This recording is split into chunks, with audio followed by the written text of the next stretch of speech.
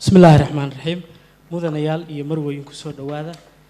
lecture kan maanta uu inoo soo jeedin doona professor Maxamed Cabdi Maxamed Gandi oo ah professor Soomaaliyeed wuxuu digrigiisii ugu horeeyay ku qaatay 74 magaalada Besançon ee wadanka Faransiiska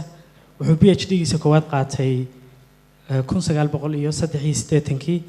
PhD-ga labaadna wuxuu qaatay 1990 wuxuu isagoo PhD haysta uu mid labaad u qaatay isaga inoo sheegi doona waxa kale oo jirta shahaado sare oo la yiraahdo high degree to lead research kulli dadka garanaya oo iyadana qaatay 1998 wuxuu professorku qoray 13 book ilaa 15 iyo content article oo scientific ah wuxuu maanta inagala hadli doonaa muxaadaradu maanta waxay ku saabsan tahay laba qaybood asalka Soomaalidu halka uu ka yimid oo wax badan la iska weydiiyay dad baa aaminsan Soomaalidu inay Carab tahay qaar kale aaminsan inay meel kale ka timid isaga inoo sheegi doona waxa ay qobaradu ka yiraahdeen waxa kale oo nagala hadli doonaa qabiilku Soomaaliya maadaama uu aad muhiim uga yahay maanta ma isbahaysiba mise waa dhiig barnaamijkan quruxda badan waxa iska kaashaday oo sponsor gareeyay xawaalada Kah Express iyo dhalinyarada u istaagtay inay la dagaalamaan qabyaalada ATM iyo telefishinka Somali Channel wakiilada Kah Express oo hor fadhiya aad baan ugu mahad celinayaa la'aantood maanta tani ma ay suurta gasheen dhalinyarada ee maxaan raahdaa ATM iyaguna iyagoo fara badan horteeda ka muuqda waxaan rabaa inaan isaga kindhex baxo idinka iyo professor Maxamed Cabdi Gandi oo aan isagan u mahad celinayo inuu naga aqbalay inuu noo yimaado oo nala hadlo professor ku soo dhawo stage bismillaahir rahmaanir rahiim sida walaalkan Cabdikariin uu sheegay caawa waxaan isugu nimid in aan idin soo bandhigo laba mowduuc oo mowduucna uu yahay mowduuca isirka Soomaaliga doodaha ka taagan iyo meesha la qabo inuu ka imaaday mowduuca labaadna waxa waaye qabiilka Soomaaliga in uu yahay dhiig iyo in uu yahay isbahaysi waxaan ku hormari doonaa mowduuca isirka laakiin wuxuu yiri Cabdikariin asaga idin sheega waxa uu labada PhD uu sameeyay PhD-ga koobaad oo aan sameeyay waxa waaye waxay ahayd normal oo waxbarasho oo caadi ah laakiin midda dambe aan sameeyay waxay ku saabsanayd sida Soomaalidu dhan ay wada tahay ID crisis bay u dhacay marka waxay ahayd in aan asal ahaan iyo Soomaalidu waxay tahay iyo waxaanu aan ahay inaan garto marka taas waxay keentay in aan maaragtay aan PhD-da labaad sameeyo runtiina wax weyn bay ii tartay qof kasto Soomaaliyeed crisis-ka waxaan qabaa inuu qabo marka banaanada loo soo baxo oo la yimaado waxa lagu weydiinaa inaad Hindi tahay inaad Pakistan tahay inaad iska dhal tahay marka maadaama dadka Soomaalida muuqaalkoodu uu yahay muuqaal su'aalo fara badan ay ka iman karaan ujeedadu taas ay ahayd maaragtay marka waxaan jeclahay marka mowduuca ugu horeeya in aan bilaabo mowduucaas oo ah isirka ummadda Soomaalidu meesha uu ka soo jeedi karo ama aragtiyada laga qabo marka waxaan rabaa inaan idin sheego horta mowduucyadan hadda aan idin soo jeedinayo waxay bilowdeen 30 sano ka hor research-kooda waxa weeyaan markaas natiijadii ka timid cilmi baarista dheer oo la sameeyay marka barnaamijkan marka uu socday 9 sano taqriiban bandhigiisii ugu horeeyay waxaan ku soo bandhignay 1988 magaalada Paris macadka loo yaqaan macadka caalamka carabta kadib 1989 waxa lagu qabtay magaalada Muqdisho shirkii cilmi baarista Soomaaliyeed ee shanaad bishii June marka hadana waxaanu bandhigan aan daraasaadkan aan u geynay inaan Soomaalida aqoon-yahanada iyo dadka ajnabiga oo Soomaaliya wax ka qora inaan barnaamijkan u soo jeedino aragtidooda iyo reaction-kooda aan dhageysano isla intii xamar aan joognay bishii July 1989 waxaanu u bandhignay akaademiyada dhaqanka iyo hidaha halkaas oo ahayd rugta aqoonta Soomaaliyeed meesha ay isugu ururto jaamacaddu ku xidhan tahay oo bannaanada lagaga xidhan yahay oo dad fara badan oo Soomaaliyeed oo aqoon leh ay maaragtay ay joogeen intii haddana aan sii joognay haddana aakhirkii bishii luulyo 1989 waxaanu ku soo bandhignay jaamacadda qaranka Soomaaliyeed bishii Agoosto aakhirkeedii 1989 waxaanu ku soo bandhignay maktabadii qaranka ee magaalada Muqdisho maaragtay ku taalay barnaamijkaas markuu 10 sano soo socday wuxuu qaybtiisii hore ku soo gabagabowday oo ku soo afjarantay PhD-dii aanu difaacnay 1990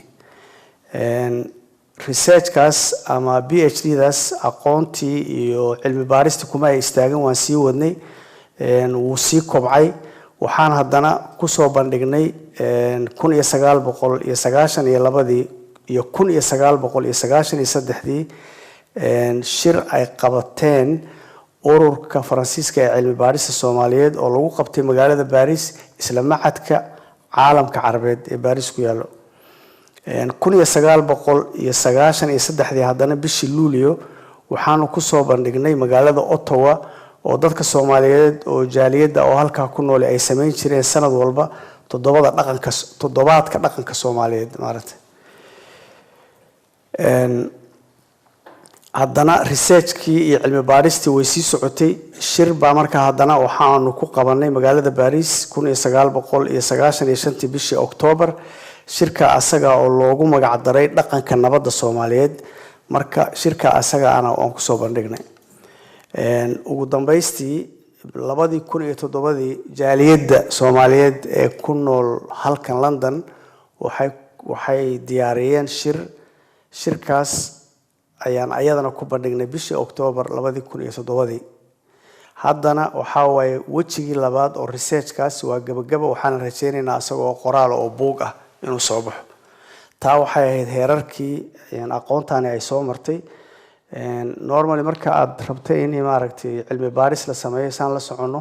waxaa muhiim ah waxa aad raadinaysa marka hore in aad doonto xalaale iyo wixii laga qoray marka hore oo marka kadib aad aragtidaada iyo fakarkaaga marka ku soo baxa wixii hore u jiray waxaad ku dari lahayd iyo wadadaad mari lahayd ay ku soo baxdo marka halkan waxaan ka qaadanaynaa marka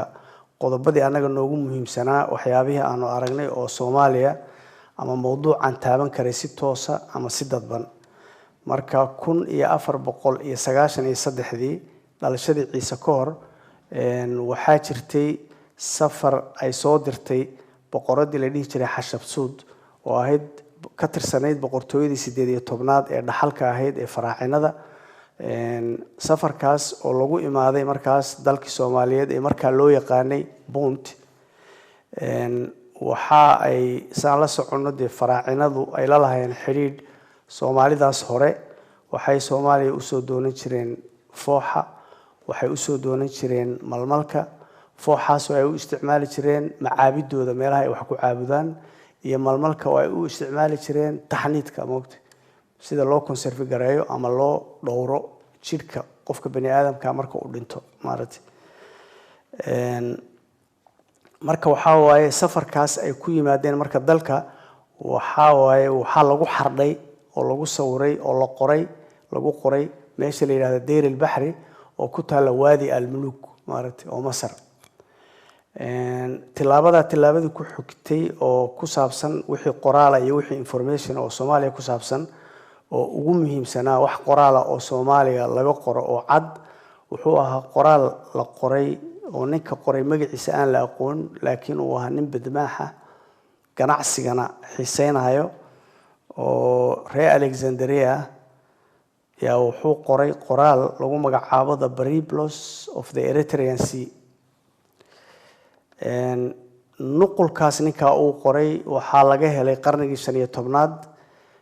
jaamacadda Heidelberg bibliotekeeda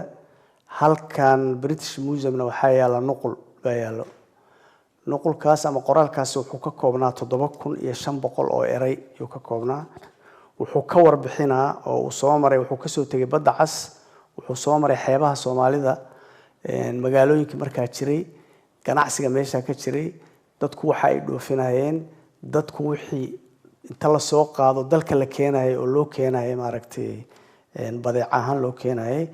wuxuu kaleeto uu ka hadlay oo warbixin ka bixiyay dadku inay nidaam dhexe leeyihiin iyo inay ku xidhxidhan yihiin meelo kale oo ka baxsan Soomaaliya xagga administrationka ama maamulada maaragtay tilaabada ku xigtay oo ayaduna macna sameynaysa waxay dhacday 8 qarni kadib qoraalka ninkaasi uu sameeyay waxayna ahaayeen badmaaxyadii iyo juqraafiyiintii Carbeed oo iyagu markaas Afrika soo aadeen waxa waaye markaas dadkaas iyaga ah oo juqraafiyiinta oo Carbeed waxay socotay socdaaladoodu ay socdeen oo ay Soomaaliya imaanayeen ilaa ay qarnigii 15aad bay imaanayeen dadka marka deegaankan wax ka qoreen oo Carabta oo xilligaas haddaan xoogaa magacyadooda wax ka taabano waxaa kamid ahaa Abu Zayd Hassan in la yiraahdo oo qarnigii 9aad isagoo yimid oo wax ka qoray waxaa kamid ahaa Ibn Khurdad Bey oo qarnigii 9aad qarnigii 10aad ahaa waxaa kamid ahaa in la yiraahdo Istakhri oo qarnigii 10aad ahaa waxaa kamid ahaa Ibn Hawqal oo qarnigii 10aad ahaa waxaa kamid ahaa Mas'uudi oo qarnigii 10aad ahaa waxaa kamid ahaa Muqaddasi oo qarnigii 10aad ahaa waxaa kamid ahaa Al-Bayruni oo qarnigii 10aad qarnigii 11aad kamid ahaa يعني نولا يا أبو قاسم الفردوسي أو قرني تبنات قرني كوبي تبنات نولا إدريسي أو قرني كوبي تبنات قرني لبي تبنات نولا ياقوت الحموي أو نولا قرني لبي تبنات قرني سدحية تبنات قزويني أو نولا قرني سدحية تبنات ابن سعيد أو نولا قرني سدحية تبنات أبو الفضا أو نولا قرني أفرية تبنات دمشق أو نولا قرني سدحية تبنات شنية تبنات ابن الورد الحلبي qarnigii 14aad ibn Batuta qarnigii 14aad iyo Bakawi qarnigii 15aad ilaa qarnigii 15aad baa sahanadaasi ay socdeen oo juqraafiyiinta Carabta ay dalka ku imaanayeen marka heerka ku xiga oo la dhihi karo qoraallo ku saabsan Soomaaliya la qoray waxaa jira xilligii qarnigii 16aad Axmed Gurey iyo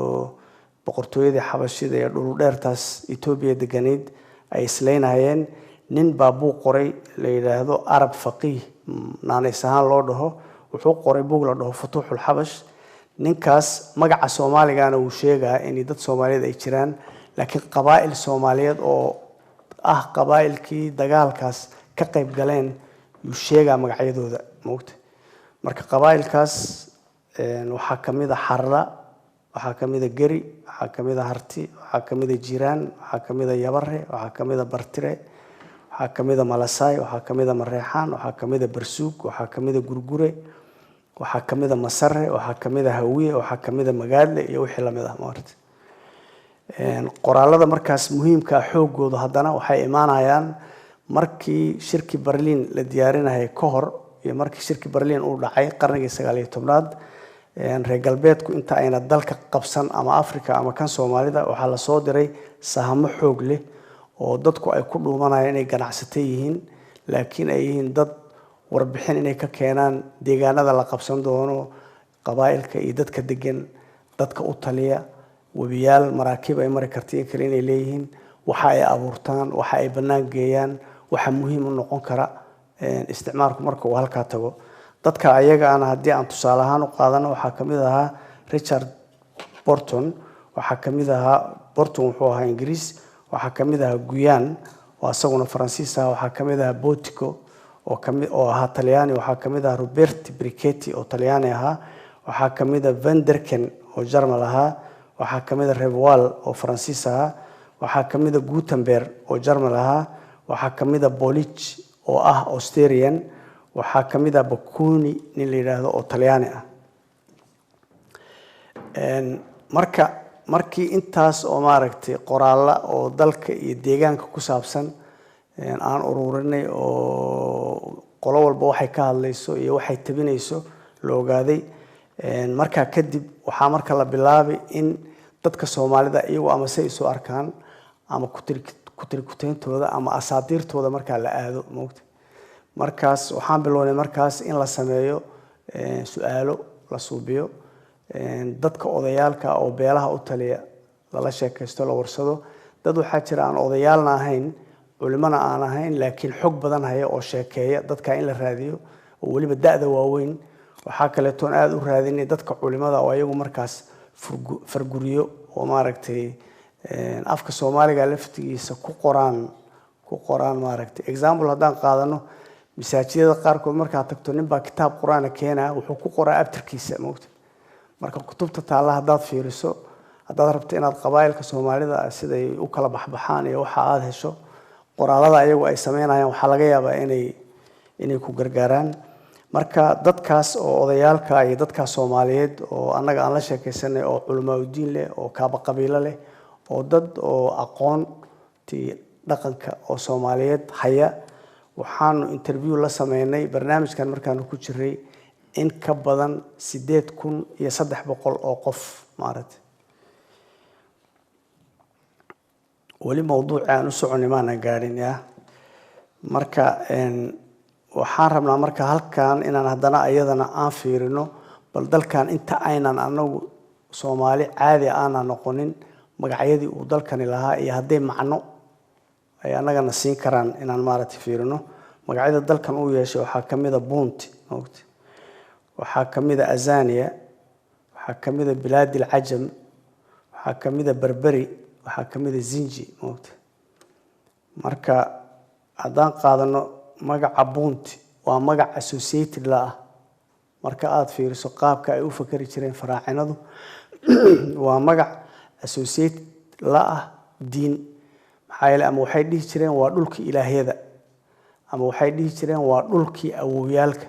marka wuxuu ahaa dhul oo si sakre ama qanaf Soomaaliga si oo fakar oo diini ah oo xurmo ku jirto ay faraacinadu u arkaan maaragtay deegaankan hadda Soomaalidu ay degan tahay gaar ahaan qaybtiisa oo waqooyiga oo Puntland iyo zoonaha ku aadan marka waxaan halka ka fahmeynaa marka magacaasi inuu magac xambaarsan caqiido oo maaragtay magaca ku xiga waxa way Azania doodo badan baa ka taagan dhulkan oo xeebta oo Soomaaliyeed oo dhinaca Indian Ocean ka u jeeda waxa ku ooli jiray rugo biyaha doonyaha loo dhigo cunnada loo dhigo dhuxusha loo dhigo marka waxaa la dhihi jiray Bahr al-Khazaa'in moogtay marka Bahr al-Khazaa'in kaas corruption buu galay magacu uu isbedbedelay wuxuu gaaray ilaa iyo Europe iyo Greek gaaray marka deformation kaas oo khazaa'in kaas wuxuu noqday Azania sida ay qabaan culimada qaarkood oo afafka maaragtay ka shaqeeyaan Bilad al-Ajam marka ka asaga marka dhul buu sheegaa marka waa xeeb shacab ma sheegayo qabiil ma sheegayo maaragtay haddaan aragno marka tagno marka Bilad al-Ajam macnaheedu waxa waaye waa wadan dad aan carab ahayn ay ku nool yihiin ayadana wuxuu sheegaa dad aan carab ahayn dalkood buu sheegaa Berberi waxa waaye waa magaalada Berbera iyo deegaanada ka koonfur ah ayada oo laga xukumay iyo magac ahaan ayadana dadka loo siiyay marka waxa waaye magac magaalo halkaana ka soo baxay waxa marka raaca Zinji marka Zinjina wuxuu sheegaa dad madow moogtay deegaankan ay dad madow ay ku noolaayeen marka magacyadaas inahaas baa laga la bixi karaa fasiraadooda marka qofna ma sheegayaan qabiilna ma sheegayaan waxay sheegayaan midab waxay sheegayaan dhul iyo xeeb waxay sheegayaan wax oo maaragtay caqiido ku salaysan waxay sheegayaan dad aan carab ahayn waxay sheegayaan magaalo marka aan soo socono marka magaca Soomaaliga ah oo markii ugu horeysay oo la maqlo wuxuu ku jiraa hees xabashi ah oo Soomaalidu ay ku jirto shucuubti laga adkaaday moogtay oo qarnigii 15aad waay maaragtay 1414 ilaa 1419 waagaas markaas Ethiopia ama xabashi marka Ethiopia ma jirin dhulka xabashida waxa ka talin jiray nin la dhaho boqor la dhaho Yashaq Isaaq marka ninkaas loo heesaa marka waxa ku taalada markii fasiraadii la raadiyo oo Soomaali u sheega qabaa'ilka dhan baa la sheegay iyo dadkii shucuubti laga adkaaday marka heestaas baa markii ugu horeysay magaca Soomaaliga laga helay marka hadii qarnigii 15aad Soomaalidu ay ahayd shucuubti laga adkaaday ilaa iyo 5 qarni ka hor waxay ahayn shacbi jiro oo xoog leh marka ma ahayna qarnigii 15aad Soomaalidu ay bilaabatay ka horeeyeen marka taana darsi ahaan halkaas baa laga bixi karaa magaca marka Soomaaliga laftigiisa marka in la fasiro oo siyaabaha ay dadka maaragtay cilmi baarista sameeyeen ama Soomaaliya mashquulka ku ah magaca Soomaaliga meesha uu ka imaan karo magacyo badan baa kulli siyaabo badan baa loo fasiraa laakiin dadka qaar waxay qabaan inuu ka yimid magacaani magac Carabi ah oo la dhaho carabtu markay timid oo dadkan inay xoolo leeyihiin la arkay la leeyahay dulmaal marka dadka marka dalka imaanayay waxay u badnaayeen koonfurta carabta dadka koonfurta carabta ka yimaada daalka ma karaan daal ma karaan waxa markaas ay dhahayaan zulmaal moogta marka zulmaalka anaga afkeenana waxa waaye zad ma karno oo zad waxay noqonaysaa s marka dadka xoolaha leh oo magacu u yahay dulmaal baa dadka qaarkood ay u fasirayaan inuu Soomaali u ka yimid magacyada kaleeto oo markaad abtirada Soomaaliga ay la fiiriyo oo macna laga yaabo inay sameyn karaan ama dadka macna u sameynayo oo waxa kamid ah midalan sab iyo Soomaali ama Soomaali labadaba midkii la rabo la dhigi karaa marka cilmi afeedka marka la fiiriyo sabo waxa waaye waa meel la degan yahay oo dadkeedu aan reer guuraa ahayn oo la fadhiyo oo makacda ah moogta xoolo dhaqata aan ahayn moogta marka xataa ereygan oo Soomaaliga oo xoolo dhaqatadu ay isticmaalaan oo qofku inuu sabool yahay sabool waxa waaye waa qof aan guureynin oo meel degan waaye markaas xoolo ma u laha waa faqri waa judgmentiga qofka xoolaha dhaqda oo ku sameyn karo qofka ama beeraleyda ama meesha uu degan yahay dhaqdhaqaaq waxa keeni kara ari iyo geel iyo wax raacda biyo la raadiso daaq la raadiso moogta marka sabtaas waxa waaye dad aan guureynin oo degan waaye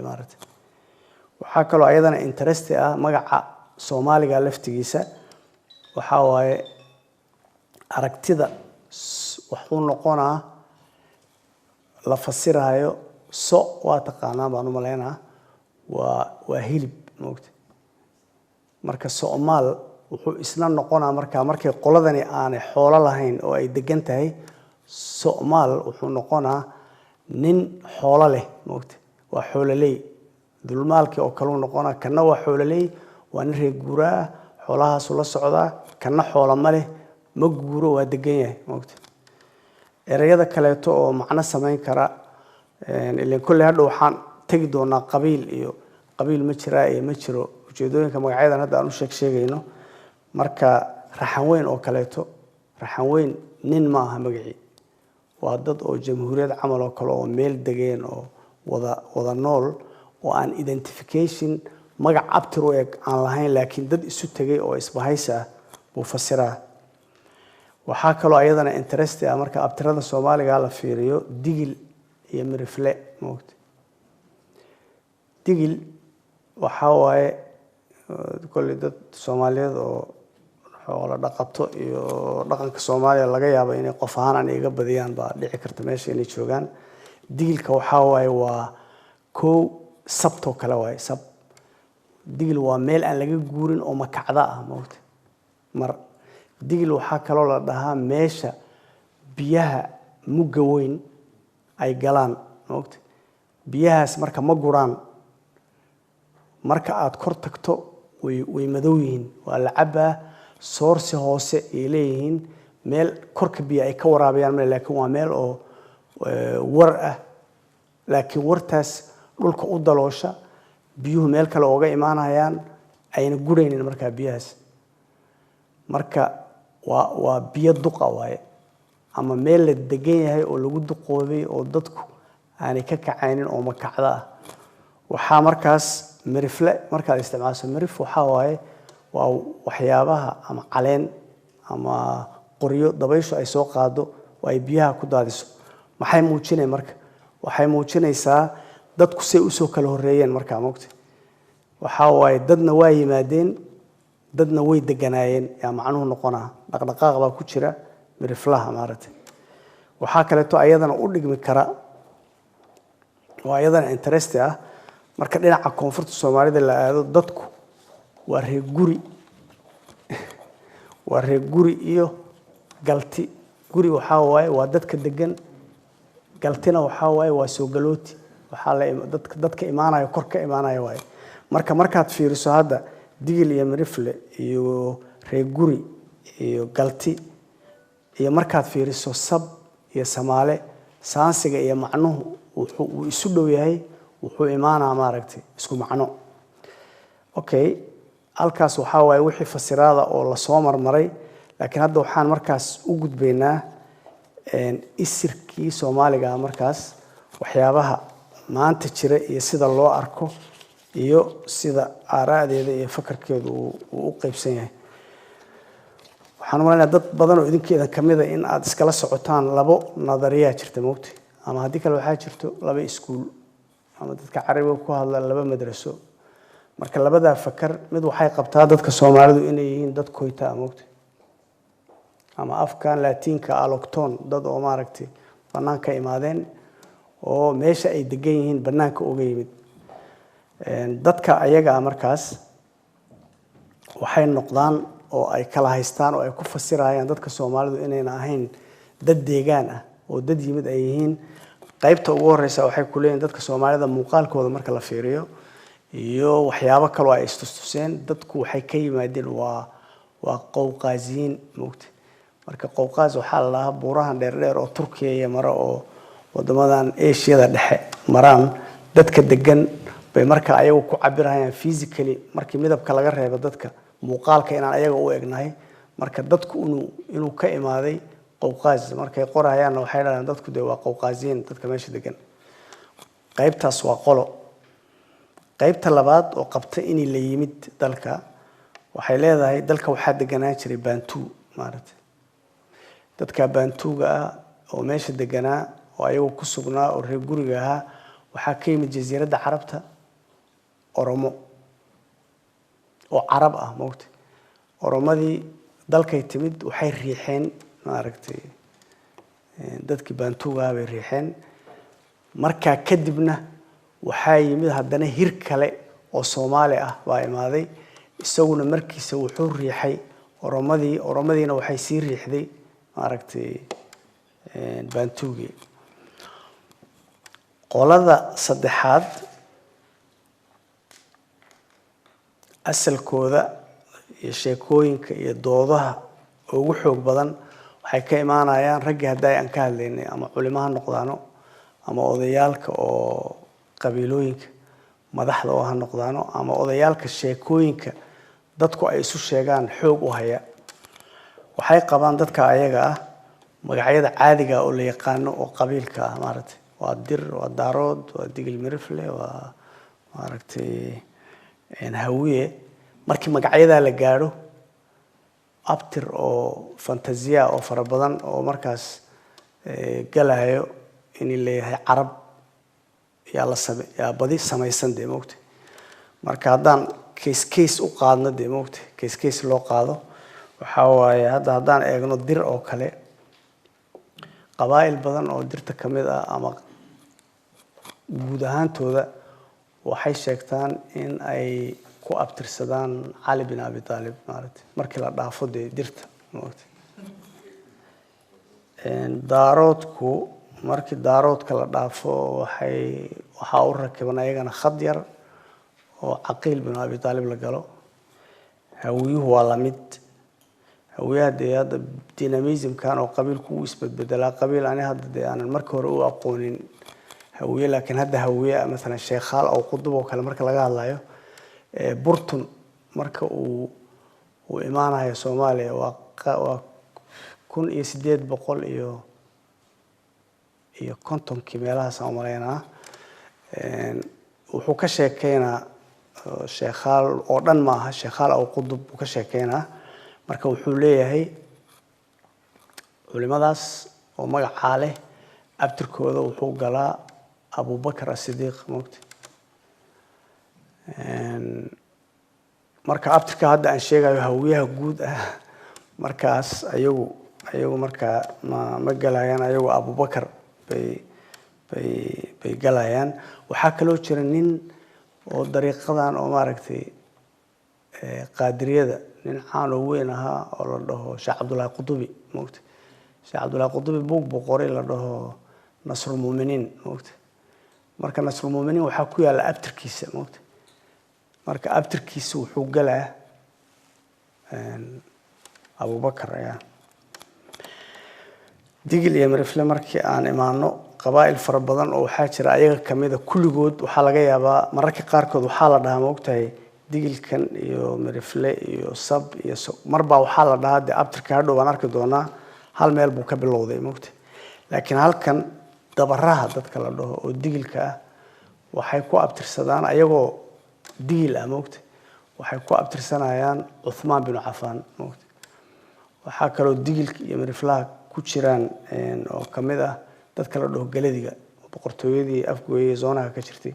ayagana waxay galaan saxaabi oo asxaabtii nabiga kamid ah dad qoliyo fara badan oo ayaga kamidana saxaabiyiintaasi ku abtirsadaan waxaa kaloo kamid ah ashraafta moogtay ashraaftan la dhaho Sarmaan ayaguna waa ahlul bayt waay marka qabaa'ilkaas hadda la yaqaano oo waaweyn aad ka timaado waxaad imaanaysaa qabaa'il kale oo qabaa'ilka u badan magaalooyinka iyo xeebaha dadka degan oo iyaga marka kriteeriyadii immigrantga ama hijradii banaanka laga imaaday ay ka muuqato markaad ama Baraawo tagto ama Xamar aad tagto ama Marka aad tagto waxaa jiraan ashraaf baad ka helaysaa ama Xasan bay ku abtirsadaan ama Xuseen baa lagu abtirsanaa waxaa kaleeto markaad timaado waxaad ka helaysaa markaas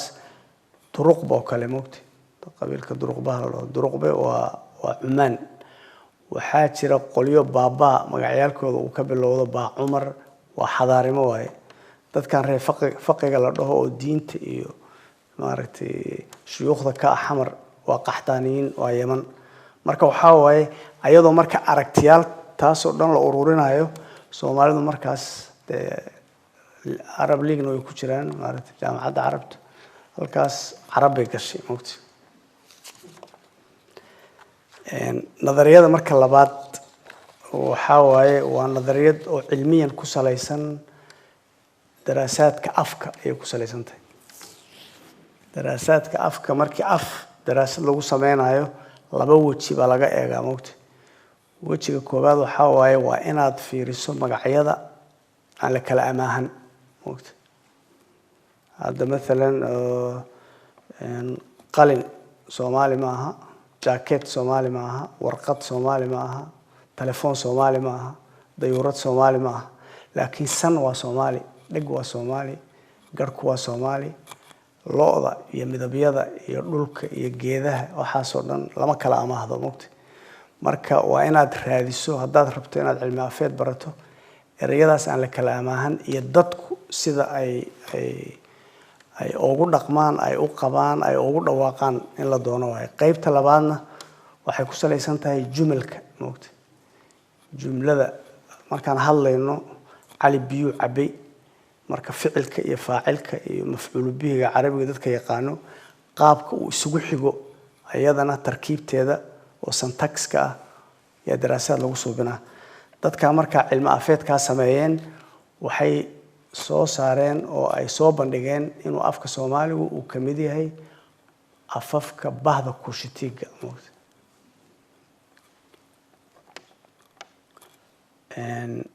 marka su'aalaha la isweydiin karo waxaa waaye koow afka kushitiga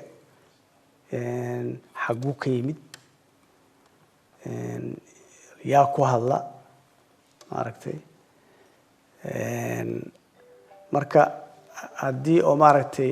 aan ka bilowno maalan yaa ah dadka afka kushitiga ku hadla waayo haddii aan isku dayo inaan ka jawaabno dadkaas waxay ka soo bilowdaan deegaan ahaan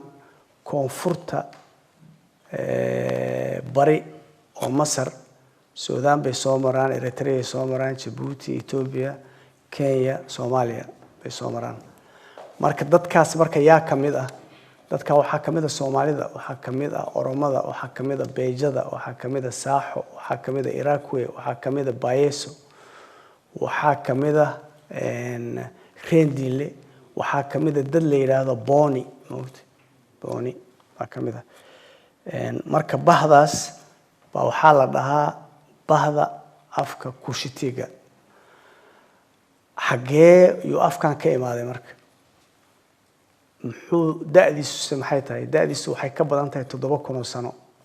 ka badan tahay xaguu ka yimid wuxuu ka imaaday Suudaan oo afkan ka dhashay Suudaan buu ka dhashay waxaa la sameeyay waa la raacay tatabuc waa la sameeyay way soo dageen Ethiopia iyo soo mareen Ethiopia buuraha way ku hakadeen laagaha la soo maray laagtaana iyo laag abaya Turkana la imaaday Kenya waqooyigeeda la yimid immigration kaasi u socday markii xoogaa 5 qarni 6 qarni la socdaba waxaa dhalanaa afguri cusub baa dhalanaa moogta marka waxaa afku u yimid markaas zoonkan hadda aan leenahay Boni marka Boni waxa waaye waa xuduudda dhulka Soomaalida waa reserve hadda dad ugaarsata ayaa ku nool marka dadka Boniga la dhaho magacyo badan bay leeyihiin Bonina waa la dhahaa Aweerna waa la dhahaa Waatana waa la dhahaa maaragtay dadka qaar koodna Boni ma dhahan Soomaalidu Boon bay dhahan moogta marka afka Soomaaliga annaga aan ku hadlayno hoygiisa dadkaasi afkay ku hadlaan waaye moogta marka waa zoonahan markaad Kenya joogto Ichara iyo Masalani oo haddana dhinacaan Kiamboni iyo Badhaadhe loo aado aagaas bay dadkaas afka ku hadlaa ku jiraan moogta oo degan yihiin waa meel oo reserve ah oo aan xoolaheeda la leeyin iyaga kaliya ku nool waa dad yara gaagaaban oo u eg maaragtay sida Bushimeenka oo kale ay u egyihiin marka dadkaas ayagu ka dhashay afkan Soomaaliga oo annagu aan ku hadlayno marka hooyga Proto Soomaaligu halkaas ka imaaday halkaas haddana wuxuu ka bilaabay hayaan wuxuu qaaday xeebta marka xeebta markuu qaaday oo qarniye la iska sii guurayay waxaa dhashay afgurigan dadka la dhaho jiidada moogta baa dhashay dadkii dhinaca buuraha Ethiopia aadeen iyagana waxay u siqeen oo maaragtay Kushitiga dhinaca bariga oo dhinaca Soomaalidu ay jirto markaas qaabkaas baa marka afkan Kushitiga uu ku camimay zoonkan waqooyi bari maaragtay su'aasha kale oo aan isweydiin karo waxa waaye maxaa loo doortay magacan maxaa loo leeyahay Kushitig maxaa loo dhahay hypotheska ama nadariyaadku iska badan karaan laakiin waxa waaye koow mid waa diini moogta diinta waxaa la dhahaa Nabi Nuux wuxuu dhalay Sam iyo Ham iyo Yafit buu dhalay marka Ham wuxuu dhalay Mizraim iyo Kancaan iyo Kush iyo Put marka horta Kush Ham baa dhalay waa nin madow waaye moogta koow waxaa kaloo jirtay Suudaan boqortooyo ka jirtay boqortooyada waxa oo meesha afku ka dhashay waxa jirta boqortooyada waxa la dhihi jiray Kush boqortooyadaasi 8 qarni ka hor dhalashadii Ciise ayadaa dumisay faraacinadii moogta afkana aaga uu ka dhashay aaga waaye maaragtay marka aaga uu ka dhashay iyo fikirkaas oo maaragtay oo diiniga ah marka la isku daro boqortooyadaas caasimadeeda waxa la dhihi jiray Marwa yaa la dhihi jiray moogta marka labadaas oo la isku daray wuxuu ka imaan karaa marka magacu uu ka imaan karaa marka inaga marka fikirkan waxaan ku gunaanadeynaa afka Soomaaliga iyo dhaqanka Soomaaliga xoogiisa waa local haddii wadankan wadan faaruq oo la yimid oo ahaa dadkii imaadeen afkoodii baa lagu hadli lahaa haddaba waxaa dhulka degan dad wali Carab ah oo Yaman ah oo meel walba ka imaadeen af Soomaali ku hadlaan afkoodina waa yaqaanaan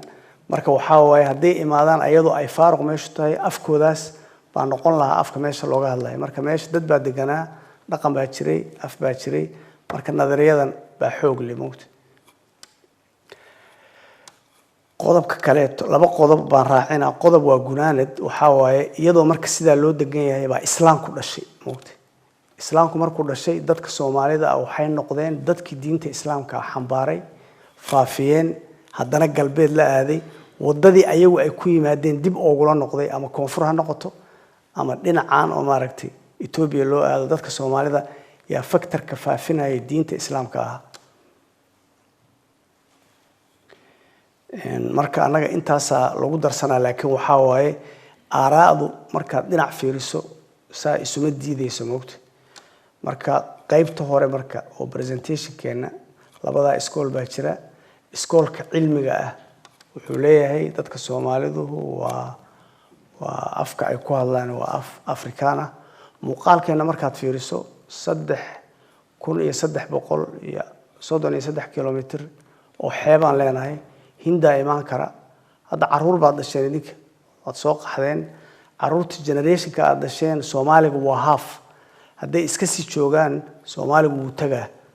muuqaalkoodu wuxuu noqonaa Afrikaan laakiin dhaqan ahaan iyo af ahaan iyo kulli wuxuu noqonaa maaragtay Ingiriis marka cid walba timaado gabdha Soomaaliya ha guursadaano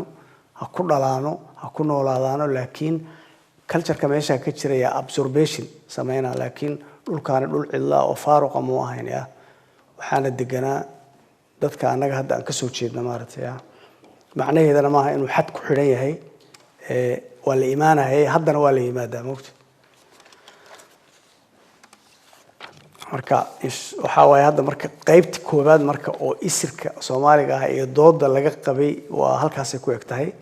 waxaan marka hadda sameynaynaa markaas inaan u gudubno qaybta labaad oo barnaamijka maaragtay aad baad mahadsantahay professor Maxamed Cabdi Gandi waxaan jeclaan lahaa qofkii su'aal bal qaba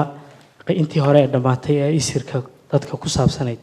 iyo bal lecture-kii professor ku jeediyay cidii wax ka oran karta inay gacanta taagto aanu mikrofoonka siino السلام عليكم horta waa baahantahay professor waqtiga qaaliga noo hortay inaad ingiriiska noogu timaado naga jaahil bixiso arintan Soomaaliya ku wareertay laba su'aalood mid maybe maad ka fargarayn baan umaleynaya midna waad ka hadashay hadda tiri Soomaaliya waxa ka soo jeeday dadka la dhaho ama aynu ku abtirsanaa ama aynu ka mid nahay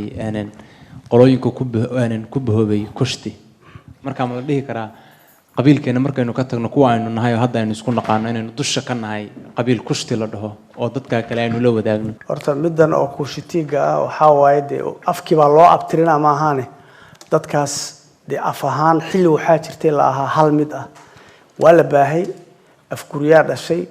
development fara badan baa dhashay waxa laga yaabaa hadda dad Oroma sheekeynaysa aad maqasho inaan si fiican u garan afar sheekeynaysa dad aragtay inaan si fiican u garan beeje inaan si fiican u garan marka aflaatiin marka la dhaho Spanish kuma aha Faransiis kuna ma aha Talyaani moogtay Talyaaniguna Portugiis ma aha laakiin hadii dib loo noqdo oo ereyada aan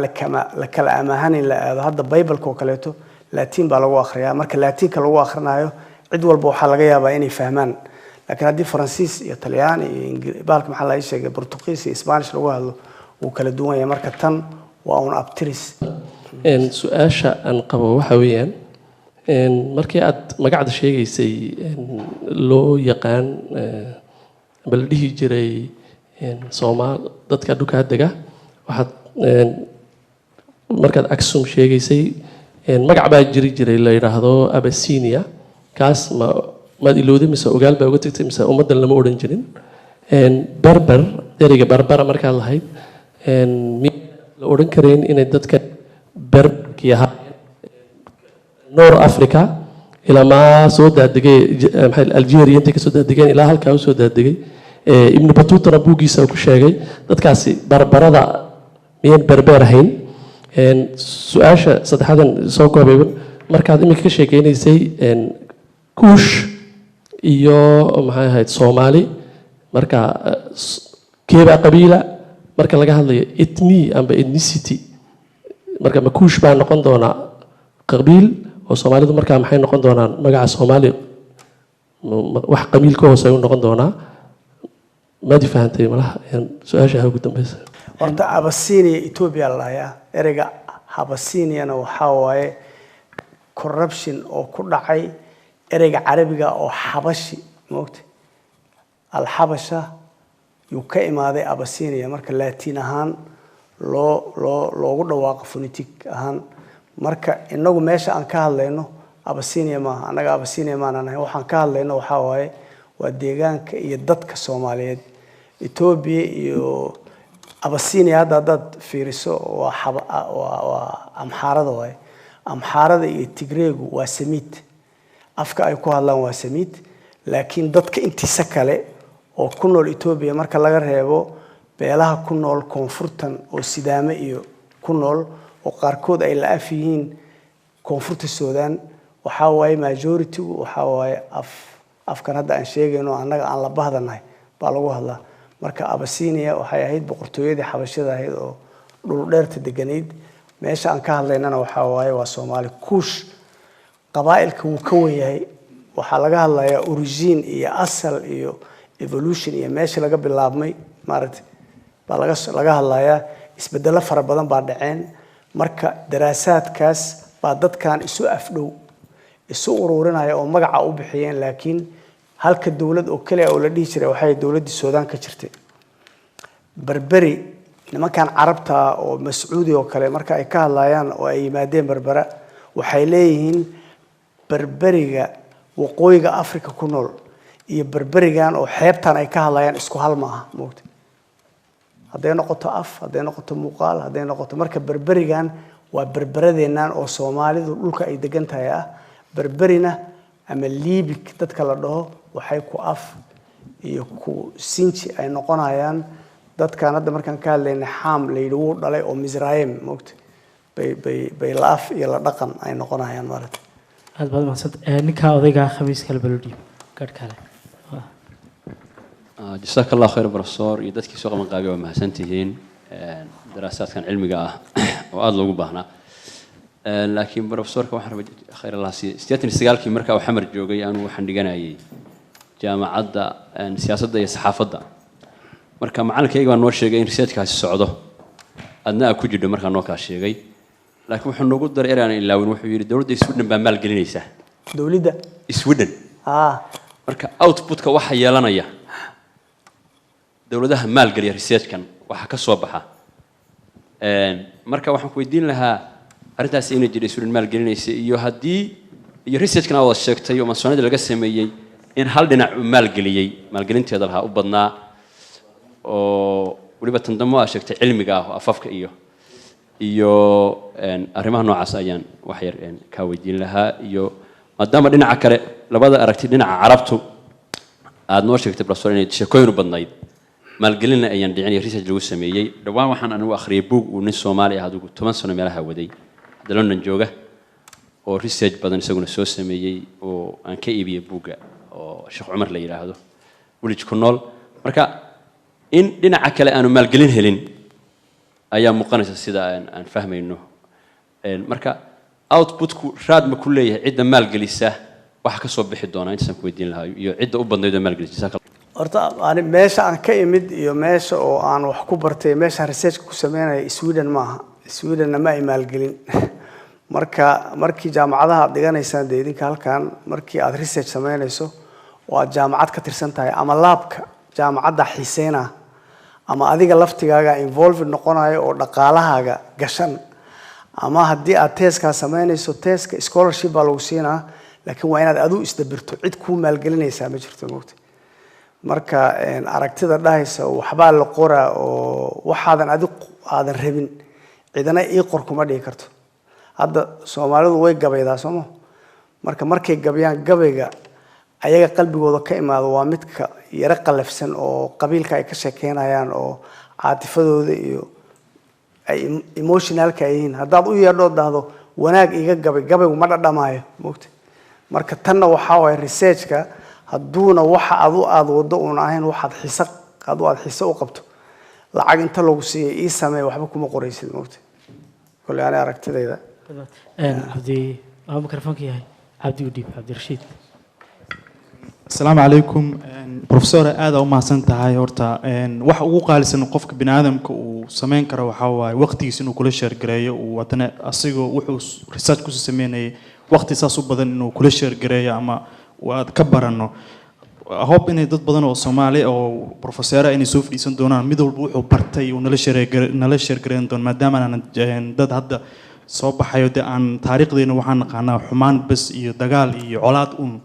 aad u mahadsantahay laba su'aal aan qabaa mid waxa weeye hadaytu waxaad dhahday qabiilka oo Soomaaliyeed oo sharafta badan oo sheeqaal kulay according to Soomaalida iyo sida wax u qaybsadaan hawiye ay galaan inkastoo aad dhahday ma galaan kulay sida qoladaas ay qoreen wahay hadda halkan association kan ku jiraan laakiin Burton wuxuu u hadlay sidii ayagoo gaar u taagan marka waa in labada version bayda sii moogtay xagee galaan taas su'aasheedu waa sidaas miya qabiilka imaanaya marka qabiilka ka halayno haday soo baxday inuu bahalkuba jirinba waad gurguuri kartaa moogtay maantana intaad joogay barina xagadaadaya su'aasha labaadna waxa weeye hadaaytu waxa dhahday buuggii ugu horeeyay Soomaali wax laga qoro wuxuu qoray nin aan magaciisa la aqoonin oo about 7500 miya years laga joogaa erayga maya waxa way waa qarnigii koobaad laakiin buugga wuxuu ka kooban yahay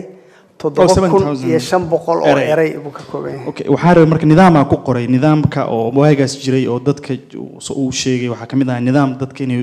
jiray nidaamkaas rabina ogaado waxa uu yahay hada ii sheegi kartid waa mahadsantahay ninkaas oo waxaan u maleynaa odayga ah oo waxaan sheegay kan wax qoray moogtay oo magaciisa aan la garanayn ninku badmaaxna uu ahaa vision ganacsi na uu lahaa moogtay laakiin mararka qaarkood markii furdooyinka uu imaado inay dadku nidaam leeyihiin meelaha qaarkood wuxuu ku sheegaa in dadka xeebaha qaarkood jooga ay ku xidhan yihiin xeebaha koonfurta carbeed moogtay oo مثلا قطبان iyo awsaan iyo ximyar oo koonfurta carbeed hoose ka jiraan yaa waxaa jira relation ay leeyihiin xeebaha Soomaalida mararka qaarkood waxa waa relation oo protection ah oo kala waaye mararka qaarkoodna waxa waa xidhiidh privilege ah ba ka dhaxeeyo laakiin wax badi uu ninku ka hadlayo waxa waaye halka furda ku taala foox baa laga dhoofiyaa ilkamarooda laga dhoofiyaa harag shabeel baa laga dhoofiyaa qolofta diinka laga dhoofiyaa hindiya laga yimaadaa maaragtay waxyaabaha noocaas la keenay marka badi marka uu qoraalkan sameeyay uu qorin si taariikhi ah laakiin wuxuu u qoray dadka badmaaxyada ah oo ganacsiga ka shaqeynaayo oo xiiseenaya inay tagaan Afrikada bari waxyaabaha aaga laga helo inuu u fasiro si hadhow ayaga laftigoodu ay isugu habeeyaan tan kale oo maaragtay hadda qabiilka marka aan ka hadlayno waxaan arki doonaa qabiil Soomaali oo 4 jeer iyo 5 jeer abtirkiisu uu magacyo kale iyo meelo kale uu kala galay moogtay marka mar walbana kaarki saxa asaga oo markaas buu isticmaalaa laakiin hadda markaad fiiriso shirki carta 4.5 wax la dhaalay sameeyay dadka hadda aan ka sheekeynayno marka waxay ku jiraan group bay ku jiraan moogtay groupkaasay wax la qaybsadaan